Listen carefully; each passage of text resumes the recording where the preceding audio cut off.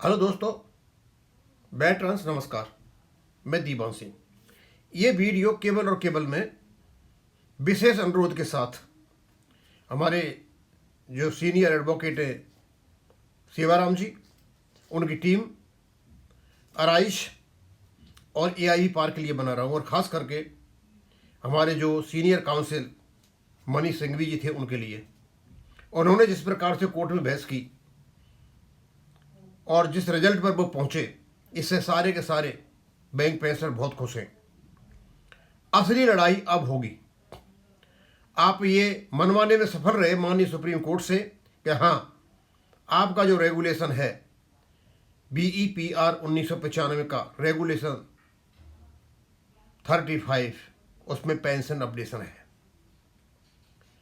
और इस pension updation को वर्तमान में इंप्लीमेंट कराने के लिए काफ़ी मेहनत की ज़रूरत है। अब सवाल यह है कि उसमें एक अनेक्शन लगा हुआ है जो 40 साल पहले बनाया गया था उन परिस्थितियों को देखते हुए। तो क्या वो अनेक्शन आज की परिस्थिति में प्रॉपर तरीका से अपडेशन दे पाएगा? अपडेशन का मतलब अपडेशन होता है, ये माननीय कोर्ट भी मान करके बैठ गया है कि केवल और केवल DR देने से अपडेशन नहीं होता। अपडेशन का मतलब जो इंक्रीज होता है सर्विंग एम्प्लॉयज को, that increase must be passed on to the past retirees. सीधा सीधा अर्थ है। अब यह कैसे जाएगा? जो सर्विंग एम्प्लॉयज को जो बेनिफिट इंक्रीज के बदौलत मिले हैं वो पास्ट रिटायरीज को कैसे जाएंगे?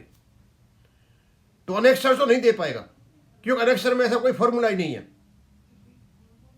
और उस समय के अनेक्सर को आज लगाया नहीं जा सकता। तो फिर रास्ता क्या है? अब यह कई रास्ते हो सकते हैं। एक तो सुलझाने वाला रास्ता हो सकता है कि चलो इसको सुलझा दिया जाए, जिस प्रकार ये RBI का सुलझाया हुआ है 1/11/2022 से इसको रेगुलर कर दिया जाए। दूसरा रास्ता यह है कि माननीय सुप्रीम कोर्ट ने 3 प्रकार के कैलकुलेशंस मांगे हैं और तीनों प्रकार के कैलकुलेशन जब उनके सामने रखे जाएंगे तो उनको पता चलेगा कि 1986 और 87 में जो एक व्यक्ति पेंशन ले रहा है एक ही रैंक का, जैसे GM है, तो 2026 में कितनी ले रहा है? उनकी पेंशन में लगभग दूने से ज्यादा का फर्क है। उसी प्रकार क्लर्क का देखा जाए और दूसरों का देखा जाए, उनमें भी दूने का फर्क है। इस दूने के फर्क को मिटाने के लिए कोई फॉर्मूला ईजाद किया जाए, कोई फॉर्मूला निकाला जाए, ये माननीय सुप्रीम कोर्ट के सामने रखा जाए। और हमारे सीनियर काउंसिल मनीष साहब ने बड़े ही सिंपल तरीके से, इफेक्टिव तरीके से, एफिशिएंटली कोर्ट के सामने ये रखा कि आज जो एक क्लर्क तनख्वाह ले रहा है वो ज़्यादा ले रहा है बजाय GM से, जो GM 1991 में, 90 में, 89 में, 87 में रिटायर हुआ था।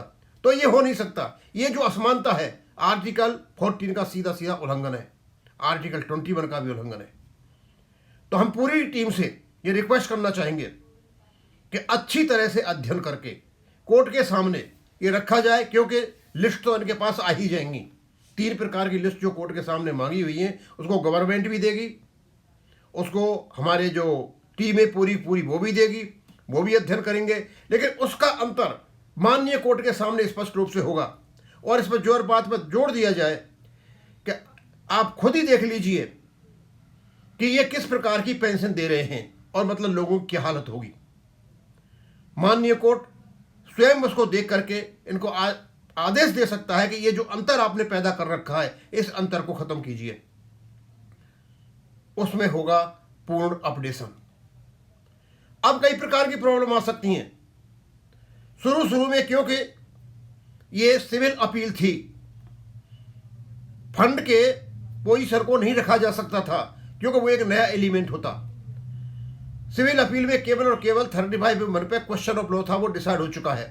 लेकिन अब आपके फंड की थ्योरी का हो सकता है जिक्र आ जाए और इसको इस प्रकार रखा जाए क्योंकि 2010 के बाद जितने भी लोग भर्ती हुए हैं उनका इस पेंशन फंड से कुछ भी लेना देना नहीं है। ये सारा का सारा जो फंड पड़ा हुआ है ये केवल और केवल 2010 से पहले जितने भी लोग भर्ती हुए उनके लिए है। और हर साल काफ़ी बड़ी मात्रा में काफ़ी लोग इस दुनिया को छोड़ के जा रहे हैं। जो जा रहे हैं उनके प्रति लायबिलिटी खत्म होती चली जा रही है। इसलिए फंड की इनके पास कोई प्रॉब्लम नहीं है। ये कुछ बहाना लेते हैं तो वो गलत बहाना है, क्योंकि यदि पेंशन अपडेशन सही मायने में होना है इस लेवल पे ला करके, तो वो तभी होगा जब रैंकों के जो पेंशनों का जो अंतर है एक ही रैंक में, उस अंतर को मिटाया जाए। और उस अंतर को मिटाने के लिए माननीय सुप्रीम कोर्ट के सामने इस टीम को एक बहुत ही अच्छा इलस्ट्रेशन देना पड़ेगा। अब इलस्ट्रेशन कहीं से नहीं लाना है। मेरे को सेवाराम जी बता रहे थे कि उन्होंने 8-9 चार्ट बना रखे हैं ऑलरेडी, और भी ये सब बैंकों से चार्ट आ जाएंगे इनके पास, तो पता चल जाएगा कि इनमें आपस में कितना अंतर है। कोर्ट को वही देखना है कि इन्होंने किया है, अपडेशन किया या नहीं किया। कोर्ट ने मान लिया अपडेशन है, अपडेशन है तो अपडेशन कैसे होगा, तो कोर्ट उसको फिगर्स को देख करके बताएगा कि इन फिगर्स में कितना कितना अंतर है। एक क्लर्क जो 1991 से पहले भर्ती रिटायर होता है, एक क्लर्क जो 2026 में आज हो रहा है, इनकी पेंशन में दूने का फर्क है। इस फर्क को खत्म किया जाए। इस फर्क को जब खत्म करोगे तो वो होगा रियल अपडेशन। दूसरा विकल्प ये भी हो सकता है कि लंबा चौड़ा मैटर है ये, और हो सकता है बैंक की ओर से ये प्रार्थना आए कि हम इसको आरबीआई लाइन पर कर देते हैं। अब ये कौन सा रुख अपनाते हैं वो तो वहां पता चलेगा, लेकिन रेगुलेशन ने तो ये बताता है सिर्फ कहाँ अपडेशन है। अपडेशन कैसे होगा ये माननीय कोर्ट ने ऑलरेडी अपने डिसीजंस में जुडिशियल प्रेसिडेंट में डिसाइड कर रखा है। 1123 2015 का केस है, Rajasthan and others versus Mahendranath में, कि किसी भी हालत में जो पेंशनर की पेंशन है 50% ऑफ द लास्ट पे drawn of the same rank will not be less than 50%, 50% से कम नहीं होगी। एक इसका ये भी है। अब यहां जुडिशियल प्रेसिडेंट्स रखने की जरूरत है, नकरा के केस की रखने की यहां जरूरत है। 1123 का जो केस नंबर है 2015 का सुप्रीम कोर्ट का, जो राजस्थान अदर्स वर्सेज महेंद्र, उसको रखने की जरूरत है। बहुत सारे केसेज हैं, क्योंकि ये पेंशन हमारी डेफर्ड वेजेज है और किसी भी हालत में ये 50% से कम नहीं हो सकती जो वर्तमान में एम्प्लॉय यहां से रिटायर हो रहा है। दोस्तों, जिस प्रकार से इस टीम ने काम किया, बस एक थोड़ा सा वो था, ज़्यादा नहीं था, कि शुरू में इसको फंड से शुरू नहीं किया जा सकता था क्योंकि न्यू एलिमेंट था, और ये भी नहीं कहा जा सकता था कि हमारी यदि फंड कम हो जाता है तो हमें पेंशन कम कर दो, क्योंकि फंड पे अल्टीमेटली हमारा अधिकार नहीं है। इर्रिवोकेबल ट्रस्ट है ये, जब कोई भी पेंशन बेनिफिशियरी नहीं रहेगा तो उस समय इसको इर्रिवोकेबल को रिवोकेबल में बदल जाएगा, टेस्ट स्टेटस को खत्म कर सकता है, लेकिन फंड तो है। अब सारी बातें होंगी, यदि ये आनाकानी करते हैं तो उस समय फंड की बात होगी, नहीं करते हैं तो there is no problem at all. Court कहता है ठीक है, आप इस अंतर को खत्म कीजिए, सारा मामला खत्म हो जाता है, क्योंकि फंड का इंतजाम तो इनको ही करना है, सारा का सारा हमें नहीं करना है फंड का इंतजाम। बस कोर्ट को ये बताना है कि ये जो अंतर पटा हुआ है इस अंतर को ठीक कराया जाए। अब ये कैसे करते हैं कैसे नहीं करते हैं वो देखा जाता है, और ये खास करके हमारे जो सीनियर काउंसिल थे मनीष सिंघवी साहब, उन्होंने बता दिया कि ये क्लर्क और डीजीएम जीएम की जो तनख्वाह है जीएम की कम है और एक क्लर्क की ज़्यादा है। ये अपने आप में एक बहुत बड़ा उदाहरण दे दिया। कोर्ट ने यही पूछा है अपडेशन हुआ है, हाँ बिल्कुल अपडेशन 1/1/1986 से 31/10/1987 हुआ है। कोर्ट ने आगे की जो लिस्ट मांगी है सिर्फ ये देखने के लिए मांगी हुई है कि क्या पेंशन में कोई अंतर है या नहीं है, तो जमीन आसमान का फर्क है। इन जो चीज़ें कोर्ट के सामने आएंगी और जब सरकार से पूछा जाएगा तो अपने आप बताएंगे क्या है। लेकिन यदि कोर्ट इतना ही कहता है हाँ अपडेशन दिया जाए 35(1) में है, तो ये लोग फिर हमें उसी खून के आंसू रुलाएंगे। एक स्पेसिफिक इंस्ट्रक्शंस कोर्ट से लिया जाए कि इसको किस प्रकार से अपडेट किया जाए। अपडेट करने का यही तरीका है कि जो आज पेंशनर जा रहे हैं और जो पहले पेंशनर हैं, इनके बीच में जो अंतर पड़ गया है, ये केवल और केवल इसलिए पड़ा है कि पेंशन का अपडेशन नहीं हुआ है, इसको खत्म किया जाए। कोर्ट से ये मांग की जाए। मैं फिर दोहरा रहा हूं, किसी भी प्रकार में नहीं चूके, जो अंतर जो पेंशनों में पड़ा हुआ है इस अंतर को खत्म किया जाए। बस अब इसके लिए पैसा कहां से आएगा?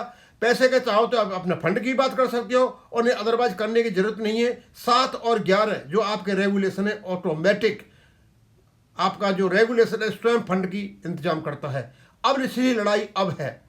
अपडेशन को तो लगभग कोर्ट मान ही चुका है, अपडेशन है। अब अपडेशन होना कैसे है, तो ये तर्क सारे के सारे हमारी टीम तैयार करे और जिस प्रकार पिछली बार अच्छी तरह से इफेक्टिव वे से, प्रभावशाली वे से जिस पर बहस की थी उसी प्रकार करें। सबका फर्ज है इसमें, राज्य का भी फर्ज है इसमें, एआई पार का भी फर्क है, जितनी भी टीम लगी हुई हैं, क्योंकि उन्होंने अच्छा काम किया था, अच्छा काम कर रहे हैं। हाँ, बस एक थोड़ा सा फंड का हुआ था, कोर्ट ने मना कर दिया, वो कोई बात नहीं, नया लिमिट रख नहीं सकते थे क्योंकि ये सिविल अपील थी अदरवाइज, और फंड इसका अपडेशन का बेस हो भी नहीं सकता। अब मैं तो इतना ही कहूँगा पूरी टीम से कि ये जो अंतर पड़ा हुआ है पेंशन्स में, एक ही डिजिग्नेशन के पेंशन में 1991 से पहले और बाद में ये जो अंतर पड़ा हुआ है जगह जगह जगह जगह जगह, इस अंतर को ख़त्म किया जाए, तब होगा रियल पेंशन अपडेशन। उसके बाद सारे पेंशनर्स खुश होंगे, सारे पेंशनर माननीय सुप्रीम कोर्ट को धन्यवाद देंगे, तहे दिल से धन्यवाद देंगे। और हमें किसी से कुछ नहीं लेना है, हमें केवल पेंशन अपडेशन चाहिए, ना हमें आईबीए से कुछ लेना है, ना हमें यूएफबी से कुछ लेना है। हम we are not concern with that, हमें चाहिए पेंशन अपडेशन, दैट्स ऑल। मैं वहीं खत्म हो रहा हूँ। थैंक यू, धन्यवाद।